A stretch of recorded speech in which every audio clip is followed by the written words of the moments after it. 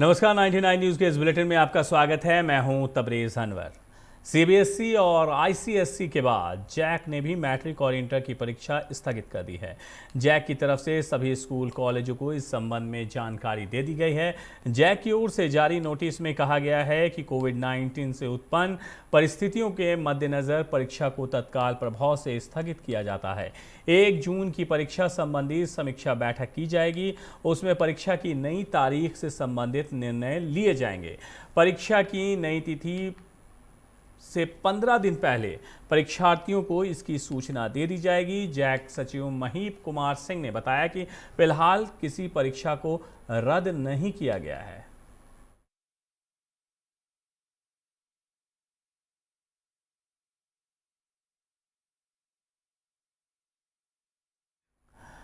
Chief minister Hemant Soren ने आज अपने आवास पर अधिकारियों के साथ हाई लेवल मीटिंग की। इसमें उन्होंने होम आइसोलेशन में रहने वाले कोरोना संक्रमित मरीजों को मेडिकल किट उपलब्ध कराने का निर्देश दिया है। मेडिकल किट में सभी आवश्यक दवाइयाँ, ऑक्सीमीटर और मास्क आदि सभी उपयोगी सामान उपलब्ध कराने का निर्देश विभागीय अधिकारियों को दिया गया है। अब बड़ा सवाल ये है कि ये निर्देश तो दिए गए हैं, लेकिन क्या सचमुच जो भी कोरोना पेशेंट होंगे उस तक या उनके घर तक ये किट पहुंच पाएगा? सीएम ने कहा है कि राज्य के सभी आंगनबाड़ी केंद्रों में पल्स ऑक्सीमीटर की व्यवस्था सुनिश्चित की जाए। सीएम ने स्वास्थ्य सचिव को निर्देश दिया है कि आवश्यकता अनुसार अस्पतालों में मेडिकल स्टाफ की कमी को दूर करने के लिए राज्य के वैसे प्रशिक्षित युवक युवतियों जिन्होंने पारा मेडिकल कोर्स किया हो उन्हें संविदा के आधार पर नियुक्त करें। धनसा थाना क्षेत्र के बस्ताकोला न्यू आउटसोर्सिंग पैच में ओबी डम से कोयला उठा रहे लोगों को सीआईएसएफ के द्वारा मना करने से आक्रोशित चांदमारी बस्ती के लोगों ने सीआईएसएफ जवानों को पीट कर घायल कर दिया। घायल जवान को धनबाद के सेंट्रल हॉस्पिटल में भर्ती कराया गया है। वहीं तनाव को देखते हुए बस्ताकोला न्यू आउटसोर्सिंग पैच में सीआईएसएफ के कई जवान तैनात हैं। माझी बस्ती वाला लोग है, सुबह हमारा जो जवान के साथ में मार पिटाई किया है और उसका वर्दी वर्दी फाड़ दिया है, उसको पत्थर से मारा भी है। तो इसी के अगेंस्ट, इसी के लिए हाँ, ये सब कोयला उठाने के लिए आते हैं ज़बरदस्ती यहाँ पर कोल्डम से, और उसी वजह से जो हमारा जवान यहाँ ड्यूटी करता है वो उनको रोका है, तो बस्ती वाले जो है उसके ऊपर अटैक कर दिए हैं। हाँ, वो भी हॉस्पिटल ले गए, उसको सेंट्रल हॉस्पिटल भेजे हैं। धनबाद के सेंट्रल अस्पताल से एक अजीबोगरीब मामला सामने आया है, जहां एक हृदय रोगी मरीज को रैपिड टेस्ट कर पॉजिटिव करार देकर भर्ती कराया गया था। 5 दिनों तक अस्पताल में भर्ती रहने के बाद उस मरीज को आज नेगेटिव बताया गया, लेकिन सैंपल उसी रोज लिया गया था, जबकि मरीज का आरटीपीसीआर टेस्ट भी उसी दिन हुआ था, जिसका रिपोर्ट आज देकर उन्हें डिस्चार्ज किया गया। परिवार वालों का कहना है कि इस लापरवाही के बीच अगर मरीज को कुछ हो जाता तो इसकी जिम्मेदारी कौन लेता। बड़ा सवाल यही है कि क्या रैपिड जो टेस्ट किए जा रहे हैं वो सही है या नहीं है, या जो पीसीआर किया गया है वो सही है या नहीं है। और एक हृदय रोगी को कोरोना पॉजिटिव बताकर अस्पताल में रखना, ये यकीनन जिस तरह से इन पर बीता होगा ये सब हम समझ सकते हैं। जिस तरह से कोरोना को एक बीमारी नहीं भलकर एक अपराध के रूप में बताया जा रहा है और उनके परिवार को ऐसा बताया जा रहा है जैसे उन्होंने कोई अपराध कर लिया हो।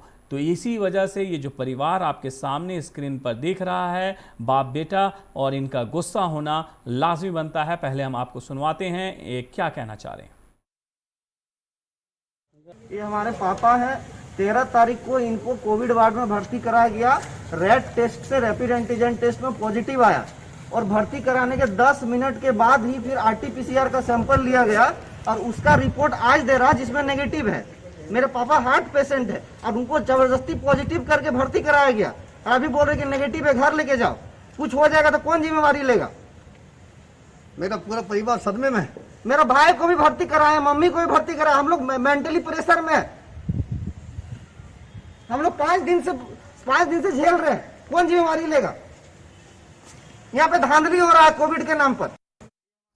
99 न्यूज़ आप सभी से ये अनुरोध करता है कि कभी भी ऐसी घटना हो तो इनसे ऐसी कोई बातें ना निकाले जिससे आम लोगों को परेशानी का सामना करना पड़े। अगर आप कोरोना पॉजिटिव हैं भी तो यकीन मानिए कोई बहुत बड़ा अपराध आपने नहीं किया है, बल्कि सरकार की ये नाबंदोबस्ती है जिस वजह से हम और आप इसको झेल रहे हैं।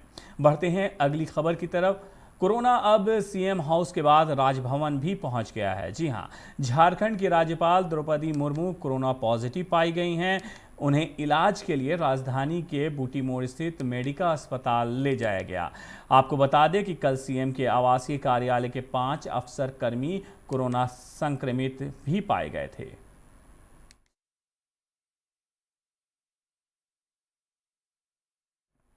कोरोना के बढ़ते हुए संक्रमण को देखते हुए जिला प्रशासन ने झारखंड बंगाल अंतर्राज्यीय चेक पोस्ट चिरकुंडा और मैथन पर कोविड जांच शुरू कर दिया है, जहां बंगाल से आने वाले सभी राहगीरों की कोविड जांच की जा रही है। चिरकुंडा नगर परिषद के सिटी मैनेजर मुकेश रंजन ने बताया है कि जिला प्रशासन के निर्देश अनुसार चिरकुंडा बराकर बॉर्डर पर कोविड जांच कैंप का आयोजन किया गया है। राहगीरों के ठहरने के लिए वेटिंग रूम का भी इंतजाम किया गया है। जांच के दौरान जो भी लोग संक्रमित पाए जा रहे हैं उन्हें निरसा स्थित पॉलिटेक्निक कोविड सेंटर भेज दिया जा रहा है। आज से हम लोग बंगाल से झारखंड आने वाले जितने भी पब्लिक है उनको हम लोग कोरोना टेस्ट करवा रहे हैं। यहाँ पे पूर्ण रूप में हम लोग व्यवस्थित किए हैं रहने के लिए, ठहरने के लिए और टेस्टिंग के लिए। तो ये क्या जांच 24 घंटा चलेगा क्या? नहीं, सुबह 9 बजे से शाम 5 बजे। कितने बजे से? सुबह 9 बजे से शाम 5 बजे। अब जो पॉजिटिव निकल जाए उनके लिए क्या व्यवस्था? और जो पॉजिटिव निकल जाएंगे उनको हम लोग निःशुल्क। कोरोना संक्रमण के खतरे को देखते हुए स्टेट बार काउंसिल के आदेश पर धनबाद बार एसोसिएशन के अधिवक्ताओं को अपने घर से काम करने का आदेश दिया गया है। साथ ही धनबाद बार एसोसिएशन को चारों तरफ से बैरिकेडिंग भी किया गया है ताकि अधिवक्ताओं का भीड़ ना लगे और कोरोना का खतरा कम हो। एक ओर जहां स्टेट बार काउंसिल का आदेश का पालन करते हुए धनबाद बार एसोसिएशन को चारों ओर से बैरिकेड किया गया है, वहीं दूसरी ओर एसडीएम कोर्ट स्थित बैठने वाले अधिवक्ता स्टेट बार काउंसिल के आदेशों का धज्जियां उड़ा रहे हैं। स्थित अधिवक्ता कोरोना वायरस से बेपरवाह होकर भीड़ भाड़ लगाकर ये देख सकते हैं कि बैठे हुए हैं।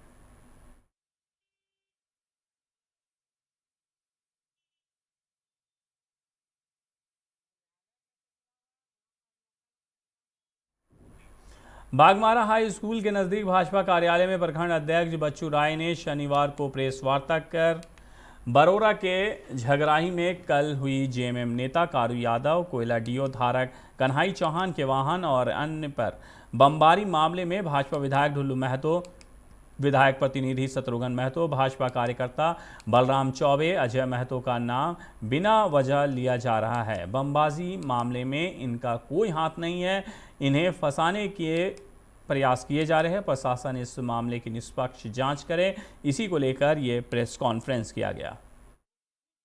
जितने भी लोग उस स्कॉर्पियो में सवार थे, सारे के सारे लोग खुद हिस्ट्री सीटर हैं, जिला बदर हैं।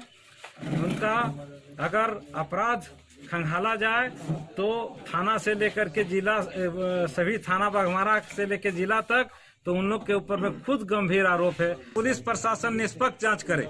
अगर पुलिस प्रशासन निष्पक्ष जांच करती है तो खुद आज तक जितना गोलीकांड में हुआ है उसमें सब में नाम कारू यादव, किरण महतो, गुड्डू अंसारी, कन्हई चौहान का नाम आया है। इस धनबाद आविष्कार डायग्नोसिस सेंटर और प्रेस क्लब के सहयोग से सभी पत्रकारों के लिए मास्क और सैनिटाइजर का वितरण किया गया। इस मौके पर आविष्कार डायग्नोसिस के प्रोपराइटर ने कहा है कि कोरोना की दूसरी लहर पहले से भी ज़्यादा खतरनाक है, इसलिए अपने को सुरक्षित रखते हुए पत्रकार अपना कार्य करें। समाचार संकलन के दौरान पत्रकार कोरोना महामारी काल में अपनी जान जोखिम में डालकर समाज हित में काम करते हैं, इन्हें सुरक्षा प्रदान करना अति आवश्यक है। इसी उद्देश्य से सैनिटाइजर और मास्क का वितरण किया गया। तो हम लोगों ने देखा कि कोरोना बहुत तेजी से बढ़ रहा है और खासकर आप लोग अपना केयर पूरा नहीं कर पा रहे हैं। बिना डबल मास्क का अब कोई उपाय नहीं है। हम लोग जैसे लड़के जो कुछ भी अपने जो सेंटर चला रहे हैं, अब हम लोग चाह रहे हैं कि सबको मदद करना शुरू करें और आशा करते हैं कि आगे आने वाले समय में सबको फिर पहले की तरह बढ़ चढ़कर आगे आएंगे और सब जो हो सकता है अपने सक्षम के अनुसार वो दान करते चलें। स्थिति बहुत भयानक होने जा रही है। और कोरोना का बचाव अब सिर्फ मास्क और सैनिटाइजर है। अभी के समय में जो स्थिति बन गई है, सुरक्षा सबसे ज़्यादा ज़रूरी है और पत्रकार जो हैं सबसे ज़्यादा अभी हर जगह जा रहे हैं, अस्पतालों में सभी जगह रिपोर्टिंग के लिए जा रहे हैं। उनकी सुरक्षा बेहद ज़रूरी है और मास्क और सैनिटाइज़र सबसे बेहतरीन सुरक्षा है, कवच है। ऐसे में प्रेस क्लब की तरफ से देवेंद्र जी के सहयोग से ये कार्यक्रम का आयोजन किया गया है, जिसमें सभी सदस्य जो प्रेस क्लब के जो सक्रिय सदस्य हैं सभी को ये मास्क और सैनिटाइजर का वितरण का काम आज शुरू किया गया। सभी तक ये पहुँचेगा, इस बात की। भाजपा के सिद्धरी विधायक इंद्रजीत महतो की आज अचानक तबीयत बिगड़ने के कारण उन्हें चिकित्सकों ने बेहतर इलाज के लिए बाहर ले जाने की सलाह दी। इसके बाद जालान अस्पताल से एम्बुलेंस के जरिए बोकारो भेजा गया, जहां मौसम खराब होने के कारण वहां से रांची ले जाया गया। रांची से विधायक को एयरलिफ्ट करके हैदराबाद बेहतर इलाज के लिए भेजा गया। को बता दें कि मधुपुर चुनाव प्रचार से वापस लौटने के बाद विधायक कोरोना संक्रमित हो गए थे, जिसके बाद विधायक को इलाज के लिए एशियन जालान अस्पताल में भर्ती कराया गया था, जहां उनकी तबीयत में कोई सुधार नहीं होता देख हैदराबाद भेजा गया है। बताया जा रहा है कि कोरोना संक्रमण के चलते फेफड़े में 25% इन्फेक्शन होने के कारण सांस लेने में तकलीफ हो रही है। विधायक इंद्रजीत का ऑक्सीजन लेवल लगातार गिरता ही जा रहा था, जिसकी वजह से उन्हें रेफर किया गया। कोरोना पॉजिटिव हो गए थे मधुपुर के इलेक्शन में, उसके बाद यहाँ एडमिट हुए, 4-5 दिन से एडमिट थे। लेकिन कल उनको अचानक ऑक्सीजन लेने में दिक्कत हो गया, ऑक्सीजन लेवल काफ़ी घट गया, तो बिना सपोर्ट का वो उन्हें सर्वाइव नहीं कर पा रहे थे। तो उनको सपोर्ट देने के लिए ऑक्सीजन दिया गया है और ऑक्सीजन देने से वो फिलहाल ठीक है।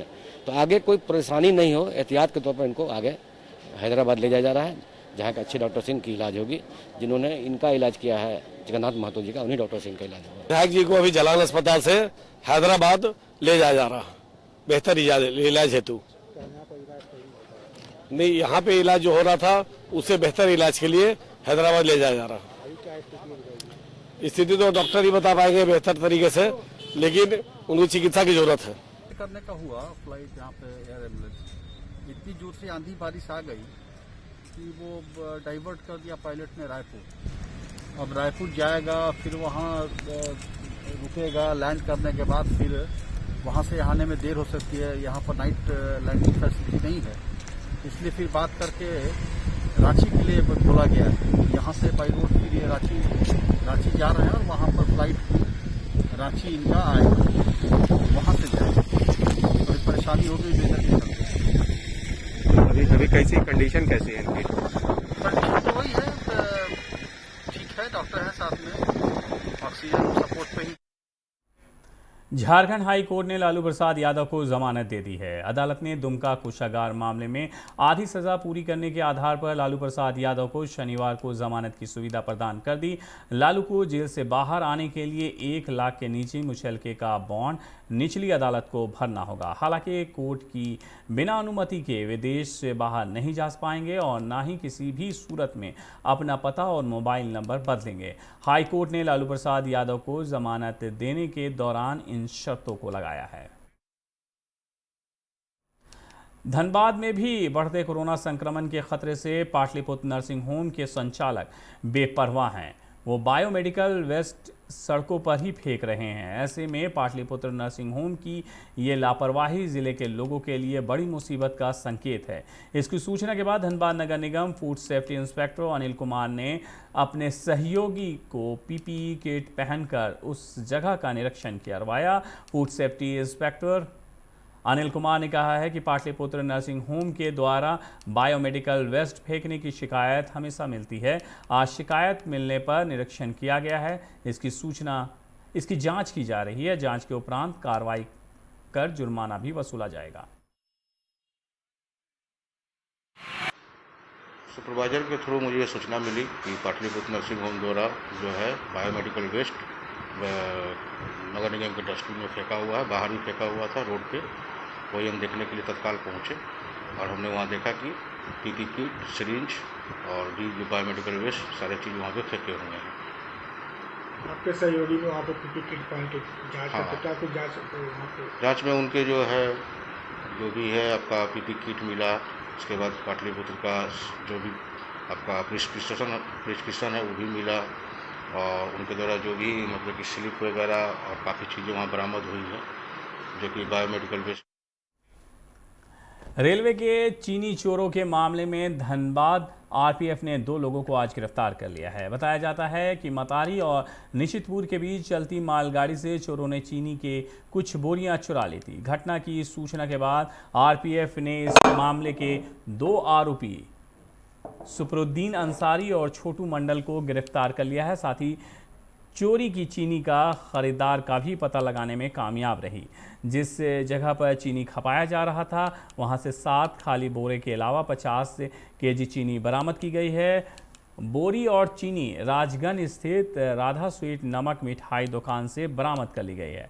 दुकानदार का अभी फरार बताया जा रहा है। आरपीएफ की पदाधिकारी ने बताया है कि पूरे प्रकरण में 5 लोगों को अभियुक्त बनाया गया है। शेष 3 अपराधियों की गिरफ्तारी के लिए छापेमारी की जा रही है।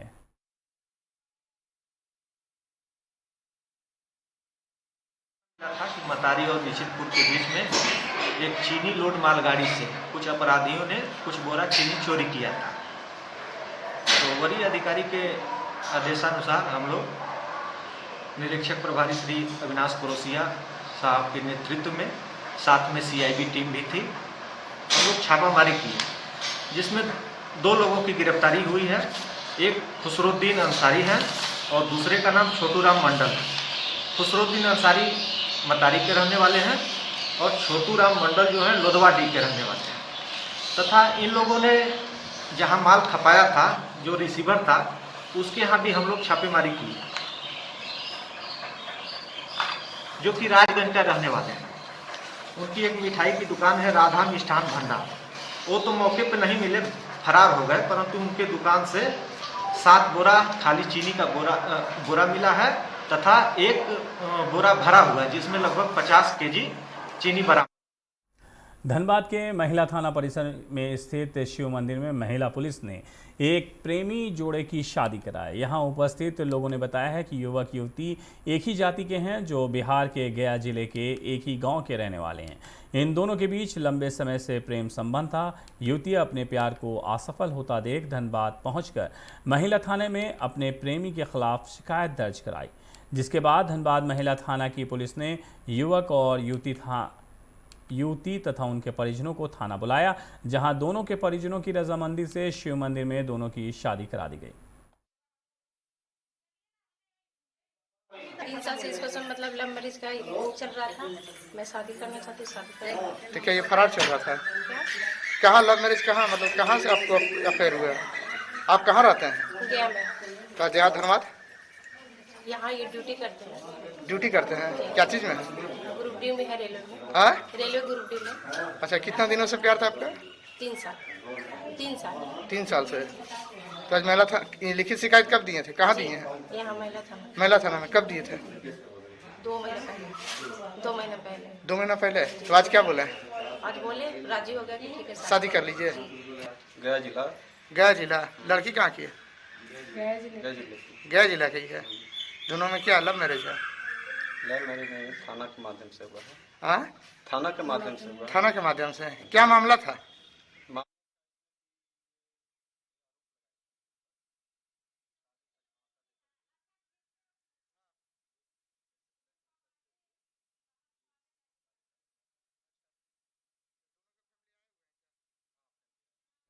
कोरोना संक्रमण के नाम पर चांडिल पुलिस के द्वारा टेम्पू चालकों की पिटाई किए जाने के विरोध में झारखंड शिक्षित बेरोजगार एसोसिएशन के बैनर तले अध्यक्ष आकाश महतो के नेतृत्व में टेम्पू चालकों ने चांडिल अनुमंडल कार्यालय के समक्ष धरना दिया। प्रशासन के रवैये के खिलाफ जमकर नारेबाजी भी की गई। टेम्पू चालक दोषी पुलिस के खिलाफ कानूनी कार्रवाई करने की मांग कर रहे हैं। टेम्पू चालकों का कहना है कि टेम्पू चालक संघ भी कोरोना के इस लड़ाई में सबके साथ खड़ा है, लेकिन चालकों को बेवजह पिटाई करना ज्यादती है, जिसका विरोध किया जा रहा है। इधर एसोसिएशन के प्रतिनिधि मंडल के द्वारा दिए गए ज्ञापन को एसडीओ रंजीत लोहरा ने लेने से मना कर दिया, जिसके बाद सभी ने डीसी से मिलकर ज्ञापन उन्हें सौंपा। रोजगार ऑटो एसोसिएशन चांडिल अनुमंडल की तरफ से 1-2 धरना प्रदर्शन किया जा रहा है। कल विगत लगभग 2:30-3 बजे चांडिल प्रशासन का जो प्रभारी थाना प्रभारी चौधरी जी है, उनके साथ कुछ पुलिसकर्मी सिविल ड्रेस में आए थे चांदी गोल चक्कर में, और आके हमारे कुछ सम्मानित सदस्यों को मारपीट किया, गाली गलौज किया, और उन लोगों को टेम्पू स्टैंड से टेम्पू हटाने का निर्देश दिया। बोला कल से हम टेम्पू लगाने आप लोग को नहीं दिया जाएगा आप लोग को। और किस वजह से किया गया, किस कारण से मारपीट किया गया, किसी को पता नहीं है, बताया भी नहीं है। हमने कल अनुमंडल पदाधिकारी से फ़ोन में बात की, सारा विषय को सर के सामने रखा। उन्होंने बोला कि हम बात कर बताएंगे। अभी तक हम लोग को कोई जवाब नहीं मिला है, और ना ही अभी तक प्रशासन की तरफ से कोई पुष्टि की गई है कि भाई हम लोग गलती किए हैं या फिर इस कारण से हम लोग मारपीट किए हैं। सरायकेला के ईचागढ़ प्रखंड के सोड़ो पंचायत भवन प्रांगण में आज तेजस्वनी परियोजना की ओर से नशा मुक्त भारत अभियान के तहत रैली निकाली गई। रैली के माध्यम से ग्रामीण क्षेत्रों के लोगों को नशा से दूर रहने के लिए आग्रह किया गया है। साथ ही लोगों को नशा से होने वाली गंभीर बीमारियों के बारे में भी बताया गया। इस अवसर पर तेजस्वनी परियोजना के क्षेत्रीय समन्वयक पूर्णिमा महंती, क्लस्टर कोऑर्डिनेटर चंदन कुमार महतो, कुमार कमलेश, लाल मोहन महतो, कल्पना ओरांव, ममता गोप मौजूद रहीं। प्रांगण में तेजस्वनी परियोजना सड़क की ओर से नशा मुक्त भारत अभियान का रैली निकाला गया। रैली के माध्यम से ग्रामीण क्षेत्र के लोगों को नशा से दूर रहने के लिए आग्रह किया गया। साथ ही नशा से होने वाले हानिकारक के बारे में भी बताया गया। सरायकेला में भी गम्हरिया समेत कई क्षेत्रों में शनिवार शाम यानी कि आज शाम अचानक मौसम ने करवट ले ली और झमझम बारिश हुई। अचानक हुई इस बारिश से लोगों को गर्मी से बड़ी राहत मिली है। बताया जाता है कि सरायकेला क्षेत्र में शाम को अचानक आसमान में बादल छाए रहे। धनबाद में भी इस तरह का मौसम देखा गया, जिसके बाद बारिश होने लगी। बारिश के कारण मौसम सुहावना हो गया। सरायकेला के छोटा गम्हरिया पंचायत सचिवालय में शिविर लगाकर शनिवार को 85 लोगों का कोरोना वैक्सीन दिया गया। डॉक्टर रत्नाकर ने बताया है कि छोटा गम्हरिया में रविवार को भी शिविर लगाया जाएगा। वहीं 17 से 30 अप्रैल तक विभिन्न पंचायत सचिवालयों में शिविर लगाकर संबंधित लाभुकों का टीकाकरण किया जाएगा। इस मौके पर पंचायत प्रधान निरोला सरदार, ग्राम प्रधान सूरज महतो, पंचायत सचिव गौरचंद महतो, अमृत महतो, लखनलाल महतो, माधव चंद्र महतो आदि उपस्थित थे। सरकार की तरफ से इस क्रम में यहाँ पे छोटा गम्हरिया में 17 अप्रैल और 18 अप्रैल 2 दिन यहाँ पर टीकाकरण के लिए रखा गया है। हर पंचायत स्तर पे ये टीकाकरण का कार्यक्रम हो रहा है और अलग अलग दिन अलग अलग पंचायत में 2-2 दिन का ये ड्राइव रखा गया है। उस क्रम में यहाँ पर अभी तक लगभग 80 लोगों का टीकाकरण हो चुका है और अभी टीकाकरण का कार्य जारी है। सरायकेला के तिरलडू प्राथमिक स्वास्थ्य केंद्र की एक एएनएम का आज कोरोना पॉजिटिव रिपोर्ट आने के बाद स्वास्थ्य केंद्र को सैनिटाइज किया गया और एएनएम को बेहतर इलाज के लिए कोविड अस्पताल में भर्ती कराया गया है। इस बारे में जानकारी देते हुए डॉक्टर बलराम मांझी ने बताया है कि निजी स्तर के जांच में एएनएम कोरोना पॉजिटिव पाई गई हैं, जिसको लेकर पूरे अस्पताल को सैनिटाइज किया जा रहा है।